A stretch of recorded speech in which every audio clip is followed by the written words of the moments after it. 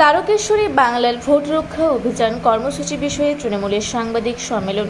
27 ফেব্রুয়ারি কলকাতার নেতাজি ইন্ডোর স্টেডিয়ামে বাংলায় ভুয়ো ভোটার ধরতে বাংলার ভোট রক্ষা অভিযানের ডাক দিয়েছিলেন তৃণমূল সুপ্রিয় মমতা বন্দ্যোপাধ্যায়। একই সাথে তিনি অভিযোগ করেছিলেন বাংলার ভোটার তালিকায় হরিয়ানা, গুজরাটের মানুষের নাম সংযোজন করা হয়েছে।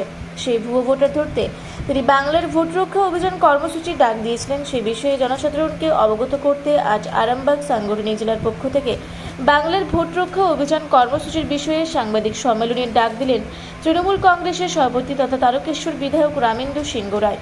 এই দিন তারকেশ্বর বাস স্ট্যান্ড সংলগ্ন তার দলীয় কার্যালয়ে চলা এই কর্মসূচিতে এসে উপস্থিত ছিলেন নবনির্বাচিত আরামবাগ সাংগঠনিক জেলা ভোটার লিস্ট সংক্রান্ত বিষয়ে দেখভালের প্রধান অর্থাৎ বিএলএ তথা হরিপাল বিধায়িকা করবী মান্না, আরামবাগ সংগঠিত জেলার চেয়ারম্যান স্বপন নন্দী, আরামবাগ সাংগঠনিক জেলার যুব তৃণমূল কংগ্রেসের সভাপতি পলাশ রায় সহ সাংগঠনিক জেলার বিভিন্ন টাউন এবং ব্লকের সভাপতি সহ অন্যান্য নেতৃত্ববৃন্দ।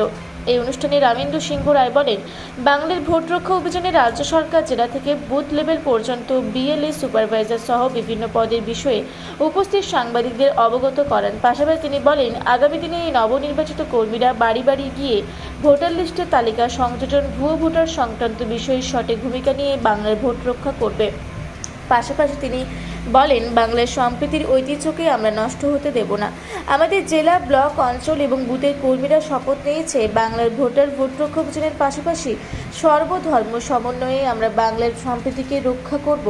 একই সাথে এদিন তিনি সাধারণ মানুষের উদ্দেশ্যে বার্তা দিয়ে বলেন, বিরোধীদের উস্কানিমূলক প্ররোচনায় কখনোই পা দেবেন না। পরে বাংলার ভোট প্রক্রিয়া অভিযানের বিভিন্ন বিষয়ে প্রশ্ন উত্তরের মধ্য দিয়ে সাংবাদিক সম্মেলন শেষ হয়। এই বিষয়ে রামেন্দু সিংহ রায় সাংবাদিককে কি বললেন চলুন একবার শুনে নেওয়া যায়।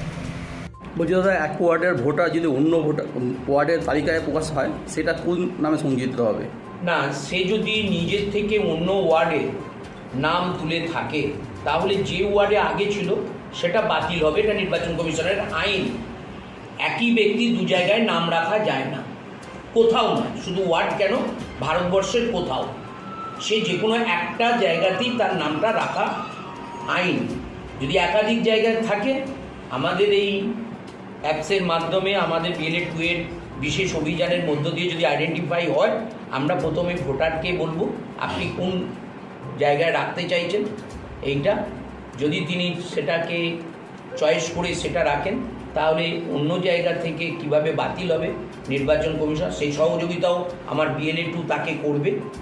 যদি দেখা যায় তারপরেও দু জায়গায় রয়ে যাচ্ছে, তখন ওই যে বললাম বিএলএ 2 থেকে অঞ্চল, অঞ্চল থেকে ব্লক, ব্লক থেকে জেলা, জেলা থেকে রাজ্য, আমরা তখন সেন্ট্রালি দুইটা নিদর্শন তুলে ধরে নির্বাচন কমিশনে যাব, যাতে একটা জায়গা থেকে তারা খানাকুলে দু একজনের সাম্প্রদায়িক ঘৃণার আগুন জ্বালানো, যারা দাঙ্গাকে উস্কে দেয়, যারা কখনো মানব জীবনের মূল্য বুঝতে পারে না।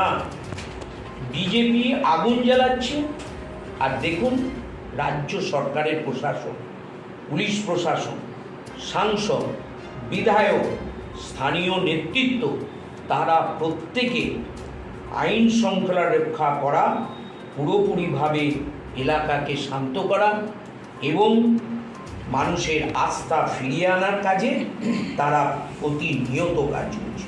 এই সম্প্রতি যে ঘটনা ঘটেছে, ইতিমধ্যে 200-র ওপর ব্যক্তিকে গ্রেপ্তার করেছে। যারা হিংসা সৃষ্টি করেছে তাদের কাউকেই ছাড় এই পশ্চিমবঙ্গ সরকার, এর প্রশাসন দেয়নি, দেবে না।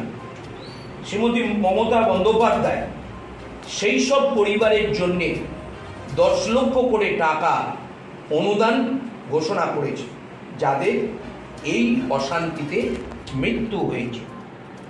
এছাড়া যাদের বাড়ির ক্ষতি হয়েছে তাদেরকে বাংলার আবাস যোজনাতে নিয়ে এসে বিকল্প বাড়ি তৈরি করে দেবার জন্য ঘোষণা করেছেন। তারকেশ্বর থেকে আশিস কুমার ঘোষের রিপোর্ট, রূপসী বাংলা মিডিয়া।